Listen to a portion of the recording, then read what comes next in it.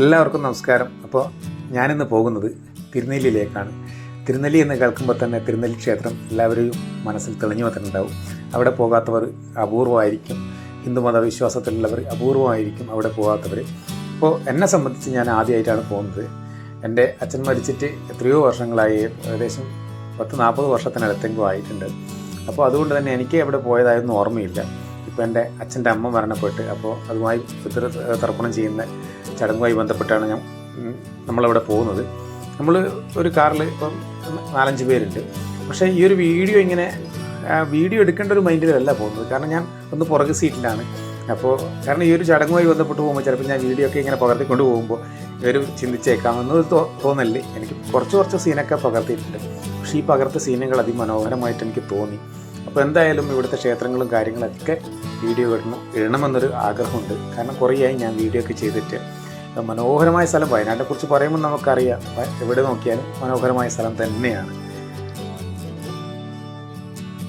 നല്ലൊരു മഴ ഉള്ള സമയത്താണ് നമ്മൾ വീട്ടിൽ നിന്ന് പുറപ്പെട്ടത്. ഇപ്പോൾ കുറച്ച് മഴ മാറി നിന്നിട്ടുണ്ട്. എന്നിരുന്നാലും ഇന്ന് കർക്കിടക സംക്രമ ദിവസം കൂടിയാണ് നമ്മളിവിടെ എത്തിച്ചേർന്നിട്ടുള്ളത്. അപ്പോൾ നമ്മൾ തിരുനെല്ലി എത്തി. അവിടെ ക്ഷേത്രത്തിൻ്റെ തൊട്ട് മുന്നിൽ തന്നെ എത്തി. അപ്പോൾ കാർ പാർക്കിംഗ് ഒക്കെ ചെയ്ത് നമ്മളതിന് പുറത്തിറങ്ങി. ഇവിടെ എത്തി ആ സമയത്ത് ഭയങ്കര തണുപ്പാണ്. പുറത്തിറങ്ങാതെ കാറിൻ്റെ പുറത്തിറങ്ങുമ്പോൾ തന്നെ നമ്മൾ തണുത്ത് മരവിച്ച് പോകുന്നൊരു അത്രയും തണുപ്പുണ്ട്. പ്രത്യേകിച്ച് എൻ്റെ നാട് കണ്ണൂരാണ്. അപ്പോൾ കണ്ണൂർ ഇരിട്ടിക്കടുത്താണ്. അപ്പോൾ ഇതുമായി ബന്ധപ്പെട്ട് നോക്കുമ്പോൾ നല്ല വ്യത്യാസമുണ്ട് തണുപ്പിൽ. അപ്പോൾ പുറത്തിറങ്ങുമ്പോൾ തന്നെ ഇനിയിപ്പോൾ മഴയാണ്. അപ്പോൾ പാവനാശിനിയൊക്കെ പോകണം. അപ്പോൾ നല്ല തണുപ്പുണ്ട് പുറത്തിറങ്ങുമ്പോൾ. അപ്പോൾ നമ്മളിപ്പോൾ ക്ഷേത്രത്തിൻ്റെ പടികളൊക്കെ കയറി മനോഹരമായിട്ടുള്ള അതിപുരാതനമായിട്ടുള്ള അവിടെ അതിൻ്റെ കാണുമ്പോൾ തന്നെ നമുക്ക് മനസ്സിലാവും അത്രയേറെ പുരാതനമായൊരു ക്ഷേത്രം തന്നെയാണ് തിരുനെല്ലി. 30 കരിങ്കൽ തൂണുകൾ കൊണ്ടാണ് ഈ ഒരു മഹാബലി ക്ഷേത്രം താങ്ങി നിർത്തിയിരിക്കുന്നത്. അപ്പോൾ ഇത് തന്നെ ഒരു അദ്ഭുത കാഴ്ച തന്നെയാണ്. പ്രത്യേകിച്ചിട്ട് ഇതിൻ്റെ മുകളിലേക്ക് നിൽക്കുമ്പോൾ അത് തണുപ്പും മഴയും ഈ ഒരു പുരാതനമായ ക്ഷേത്രമൊക്കെ കാണുമ്പോൾ നമ്മുടെ മനസ്സിൽ പ്രത്യേക ഫീലായിരിക്കും. അതിവിടെ വന്നവർക്ക് എന്തായാലും അനുഭവിച്ചവർക്ക് പ്രത്യേകം പറഞ്ഞു തരേണ്ട കാര്യമില്ല. പക്ഷേ വരാത്തവരെന്തായാലും വന്ന് കാണേണ്ട ഒരു സ്ഥലം തന്നെയാണ് ഈ പുരാതനമായിട്ടുള്ള ഈ ഒരു തിരുനെല്ലിയിലെ മഹാക്ഷേത്രം. അപ്പോൾ നമ്മൾ ക്ഷേത്രത്തിൽ തൊഴുതെല്ലാം കഴിഞ്ഞ് നമ്മൾ പാപനാശിനിയിലേക്ക്, അവിടെയാണ് ബലികർമ്മങ്ങളൊക്കെ ചെയ്യേണ്ടത്. അപ്പോൾ അങ്ങോട്ടേക്ക് പോയിക്കൊണ്ടിരിക്കുകയാണ്. ഒരുപാട് പടവുകളൊക്കെ ഇറങ്ങി. അപ്പോൾ എനിക്ക് മനസ്സിലാക്കാൻ സാധിച്ചത് ഈ അടുത്ത കാലത്താണ് ഈ ഒരു വഴിയോരൊക്കെ നിർമ്മിച്ചിട്ടുള്ളത്, ഇങ്ങനെ കരിങ്കല്ലൊക്കെ പാകിയിട്ട്. അപ്പോൾ എന്നോട് ഒരാൾ പറഞ്ഞതാണ്. അപ്പോൾ അതിന് മുമ്പിലൊക്കെ ഇത് ഞാൻ കാണാത്തതുകൊണ്ട് എനിക്ക് ആ മുന്നിലത്തെ അവസ്ഥ അറിയില്ല. പക്ഷെ പറഞ്ഞു കേട്ടപ്പോൾ കുറച്ചും കൂടി വിഷമകരമായിട്ടാണ്. എൻ്റെ കരിങ്കല്ലൊക്കെ ഇങ്ങനെ വെറുതെ കിടക്കുന്നൊരവസ്ഥയാണ്. അപ്പോൾ ഇതൊക്കെ കരിങ്കല്ല് പാകി കൈപ്പിടിയൊക്കെ ആക്കി നല്ല മനോഹരമായിട്ടുണ്ട്.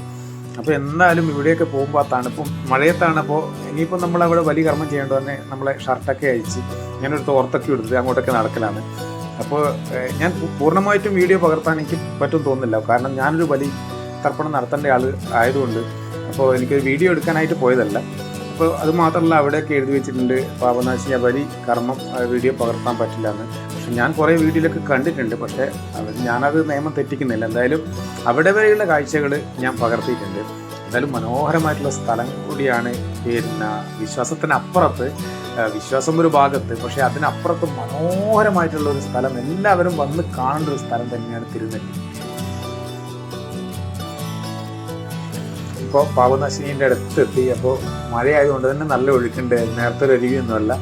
അപ്പോൾ ഞാൻ കണ്ട പല വീഡിയോയിലും നേരത്തെ ഒരു അരുവിയാണ്. അപ്പോൾ നല്ല ഒഴുക്കുണ്ട്. അപ്പോൾ ഒരുപാട് ആളുകൾ, കർക്കിടക സംക്രമമായതുകൊണ്ട് തന്നെ ഒരുപാട് ആളുകൾ അവിടെ എത്തിച്ചേർന്നിട്ടുണ്ട്.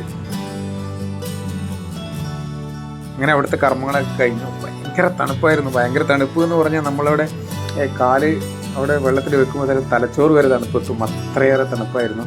എന്തായാലും കർമ്മങ്ങളൊക്കെ ചെയ്യുന്ന സമയത്ത് എൻ്റെ ഫോണ് മറ്റൊരാളെ കയ്യിൽ കൊടുത്ത് ബാഗിലൊക്കെ ഇട്ട്, നല്ല മഴയായതുകൊണ്ട് തന്നെ പുറത്തെടുക്കാൻ പറ്റിയില്ല.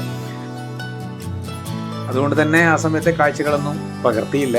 അവരോട് ഞാൻ പകർത്താൻ പറഞ്ഞുമില്ല. കാരണം വെച്ചാൽ നല്ല മഴയായിരുന്നു. അപ്പോൾ തിരിച്ച് വരുമ്പോഴാണ് ഈ ഒരു കുളം കണ്ടത്. അപ്പോൾ ഈ കുളത്തെ പറ്റി അറിയാൻ സാധിച്ചത് പഞ്ചതീർത്ഥ കുളം എന്നാണ് ഈ ഒരു കുളത്തിൻ്റെ പേര്.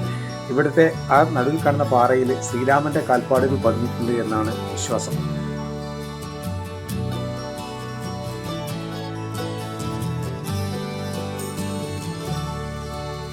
അപ്പോൾ തിരിച്ച് നമ്മൾ കർമ്മങ്ങളൊക്കെ കഴിഞ്ഞ് ക്ഷേത്രത്തിൽ തിരിച്ചെത്തി. ഇനിയിപ്പോൾ തിരികെ വീട്ടിലേക്ക് പോകണം.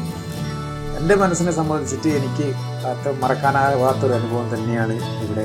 കാരണം ഞാൻ കാണാത്ത കാഴ്ചകൾ മുൻപ് ഒരുപാട് തവണ വന്നവർക്കൊക്കെ അത്രയേറെ പുതുമയും തോന്നിയിട്ടില്ല. പക്ഷേ എന്നെ സംബന്ധിച്ചിട്ട് ഈ ഒരു കാലാവസ്ഥ, ഈ ഒരു എന്താ പറയണ്ടേ, പുരാണമായിട്ടുള്ള ഈ ഒരു അദ്ഭുതമായിട്ടുള്ള ഈ ഒരു ക്ഷേത്രം എല്ലാം ഒരു വിസ്മയ കാഴ്ച തന്നെയാണ്. പിന്നെ എന്നെ സംബന്ധിച്ച് പറയുകയാണെങ്കിൽ ഇതുപോലുള്ള യാത്രകൾ അപൂർവമാണ്. കാരണം എൻ്റെ കുടുംബാംഗങ്ങളൊത്തുള്ള യാത്ര, ചെറുപ്പത്തിലെ അച്ഛൻ മരണപ്പെട്ടതുകൊണ്ട് എൻ്റെ കുടുംബാംഗങ്ങളൊക്കെ ഞാനുമായിട്ടൊരു ഗ്യാപ്പ് ഉണ്ടായിട്ടുണ്ട് ചെറുപ്പത്തിൽ. അപ്പോൾ അതൊക്കെ മറന്ന് അവരൊന്നിച്ചൊരു യാത്ര എന്ന് പറയുമ്പോൾ എനിക്ക് അത്രയേറെ ഇഷ്ടപ്പെട്ട ഒരു യാത്ര തന്നെയാണ്. അത് ഇങ്ങനെയൊരു മനോഹരമായ സ്ഥലത്ത്, മനോഹരമായ ക്ഷേത്രത്തിൽ ഇങ്ങനൊരു കർമ്മം ചെയ്യാൻ വന്നപ്പോൾ എനിക്ക് ഒരിക്കലും മറക്കാനാകാത്തൊരു കാഴ്ചയാണ്. അപ്പോൾ തീർച്ചയായിട്ടും എല്ലാവർക്കും ഇഷ്ടപ്പെട്ടിട്ടുണ്ട് എന്ന് വിശ്വസിക്കുന്നു. അപ്പോൾ മറ്റൊരു കാഴ്ചയുമായിട്ട് വീണ്ടും കാണാം.